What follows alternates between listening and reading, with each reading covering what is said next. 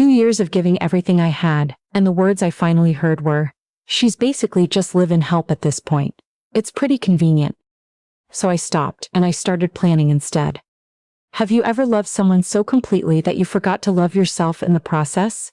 Please stay with me, because what I'm about to tell you took me a long time to find the courage to face, and it changed my life in ways I never expected. My name is Serena, and this story starts 14 days before I quietly walked out of the home I had sacrificed everything to hold together. My husband was a journeyman carpenter who worked construction across the Lower Mainland. He was strong and stubborn in the best possible way, proud of the work he did with his hands. We met at a friend's birthday in Gastown when I was 28 and he was 31. I was a registered nurse at Vancouver General Hospital at the time, working long shifts in the orthopedic ward. And when I told him what I did for a living, he laughed and said he'd never need a nurse because he was too careful to get hurt. 18 months after we married, he fell from scaffolding on a commercial site in Burnaby. The fall didn't kill him, but it changed everything. He fractured 3 vertebrae and spent 6 weeks in acute care before coming home. The prognosis was cautious: significant mobility limitations, chronic pain likely permanent, no return to physical labor. WorkSafe BC opened a compensation file, and we moved through the paperwork together. Injury reports, medical rehabilitation plans, wage loss replacement forms. I told myself I would take a leave of absence from the hospital.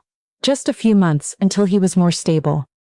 A few months became 6, then 12, then 24. My RN designation sat quietly on a shelf while I learned a different kind of nursing, the kind with no shift end, no colleagues to hand off to, and no patient file to close at the end of the day. The first year was hard in the way that honest, difficult things are hard.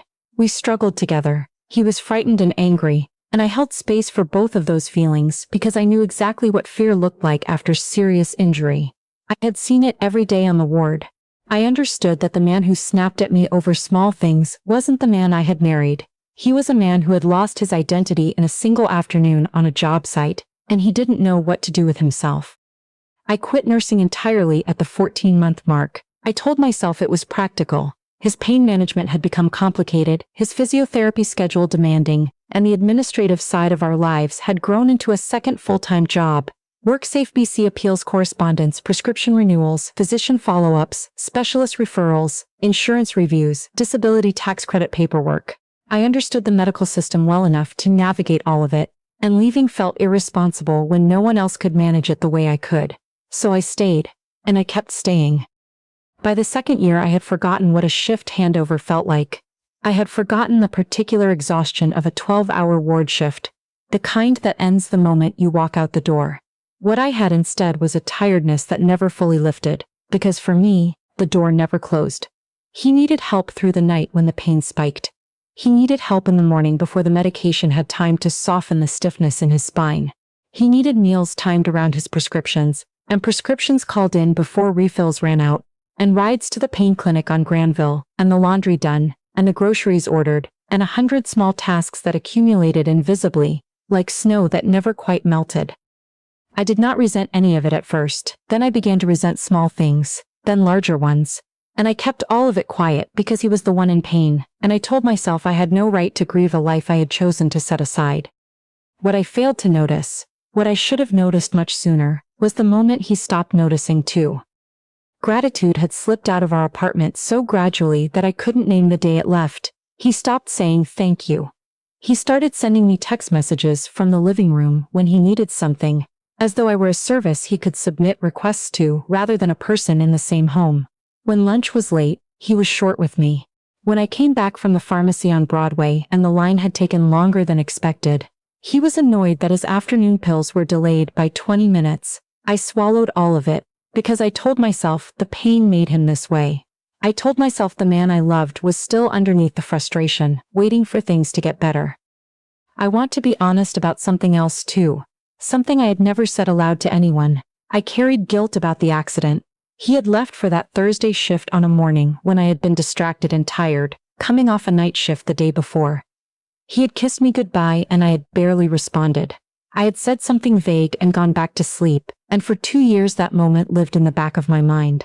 Part of me believed, not logically, but in the wordless way guilt operates, that staying, giving everything, exhausting myself completely, was somehow how I paid for a moment of inattention that had nothing to do with scaffolding or safety or anything I could have controlled. I know now that was not a reasonable thing to believe. But at the time it felt true. It was a Thursday afternoon when I heard what ended my silence. He had a video call with an old friend from his apprenticeship days. Someone who had moved to Calgary, and who they caught up with every couple of months. I was coming down the hallway from putting laundry in when I realized the call had already started. His voice was carrying easily through the apartment, more animated than I had heard him in a very long time. I slowed near the hallway. I wasn't trying to listen, but then I heard my name. He was laughing, a loose, easy laugh I hadn't heard in longer than I could remember. His friend had apparently asked how things were going at home, and my husband said, clearly and without any hesitation, honestly, it's not bad. Serena basically runs everything. She's kind of like live-in help at this point. It's pretty convenient. I stopped walking entirely. His friend said something I couldn't make out clearly, and my husband laughed again. Oh, she's not going anywhere. She feels responsible for what happened, trust me. I'm not worried about that. The hallway was quiet except for the sound of his voice and my own breathing. I was holding a folded bath towel. My hands went still. It wasn't rage I felt. It wasn't even hurt, exactly. It was something colder and much clearer than either of those things. It was recognition. The man I had been quietly punishing myself to take care of had looked at 2 years of my life, my career, my health, my friendships, my sleep, and what he saw was convenience. What he saw was an arrangement that worked for him. And the guilt I had been carrying all this time, the guilt about the morning I had barely said goodbye, he knew about it. He was counting on it. He was relying on it to keep me exactly where I was. I did not walk into that living room. I went to the kitchen, put on the kettle, and stood at the window, looking out at the rain coming in off Burrard Inlet for a very long time. That evening I was quiet. He didn't notice. He rarely noticed my silences anymore. After he had gone to bed, I sat at the kitchen table with my laptop and a cup of tea that had gone cold, and I did something I had not done in 24 months. I found the BC College of Nurses and Midwives website and read through the requirements for reinstating a lapsed RN registration. It was more straightforward than I feared. A fitness to practice declaration, a refresher assessment, current CPR certification. I was still current on the CPR, 6 to 8 weeks for processing. I read the page twice. Then I opened my email and wrote to the unit manager I had worked under at Vancouver General. I wasn't certain she was still in the role, but I typed out a message explaining that I had taken extended personal leave and was looking to return to practice. I hit send and closed the laptop. That night I slept better than I had in months. The next morning I said nothing. I made breakfast. I managed the morning medications. I drove him to physio on West 12th and waited in the parking lot, thinking very clearly about what needed to happen next. His physiotherapist mentioned during checkout that with continued work, his independence would keep improving.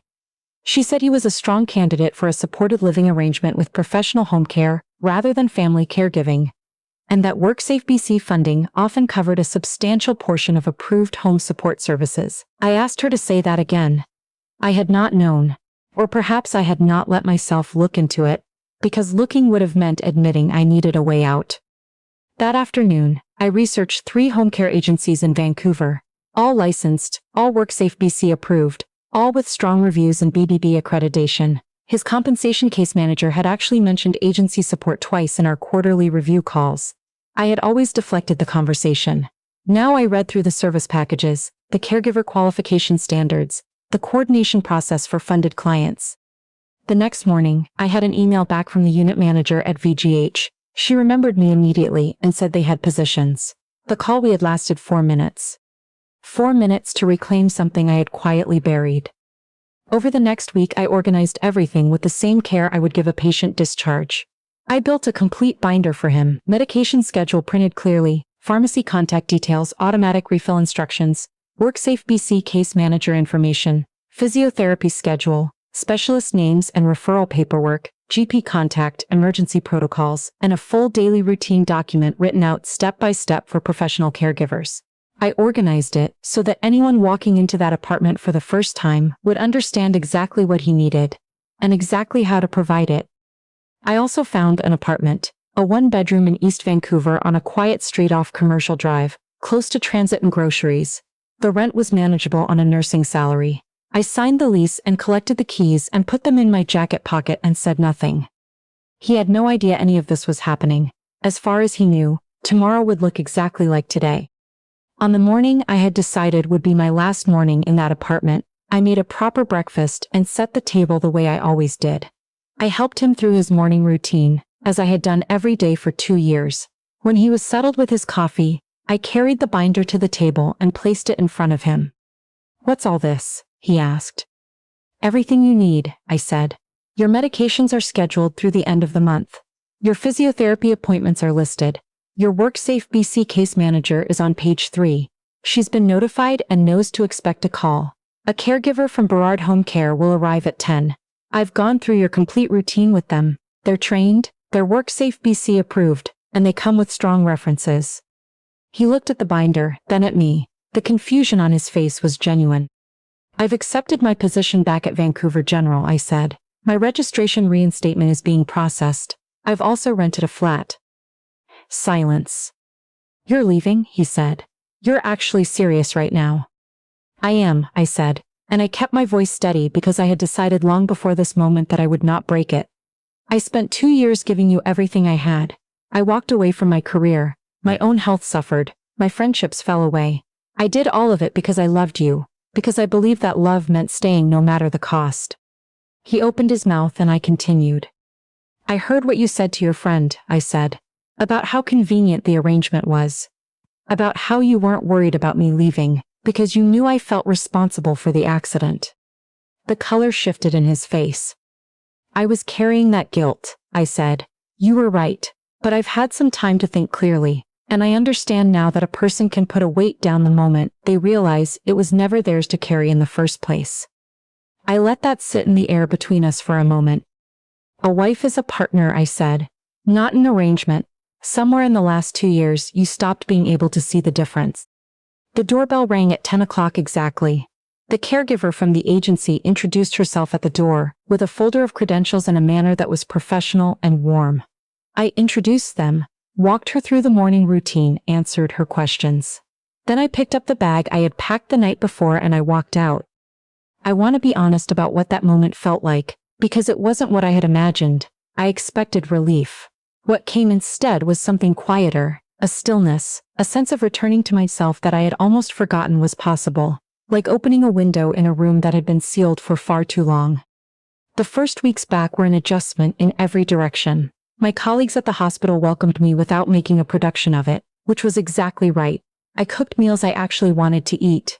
I went to bed when I was tired. I woke up when I was rested. I called friends I hadn't spoken to properly in almost 2 years. Simple things, things I had not realized how much I had missed until I had them back. He called several times in the early weeks. I answered once, long enough to confirm the caregiver situation was settled and his WorkSafe BC file was being handled correctly. It was. Several months later we met, at his lawyer's request, to sort through the separation of shared finances and the apartment lease. He was quieter than I had ever known him to be. At the end of the meeting, he said that he understood now what he had lost. Not just the help I had given him, but the actual person he had married. He said he had believed my love was unconditional, in the sense that it required nothing from him in return, and that he had learned, too late, that love of any kind requires being seen. I thanked him for saying it. I meant it. Then I drove home, to my flat, on my quiet street, with the late afternoon light coming through the window the way I had imagined it would the day I signed the lease.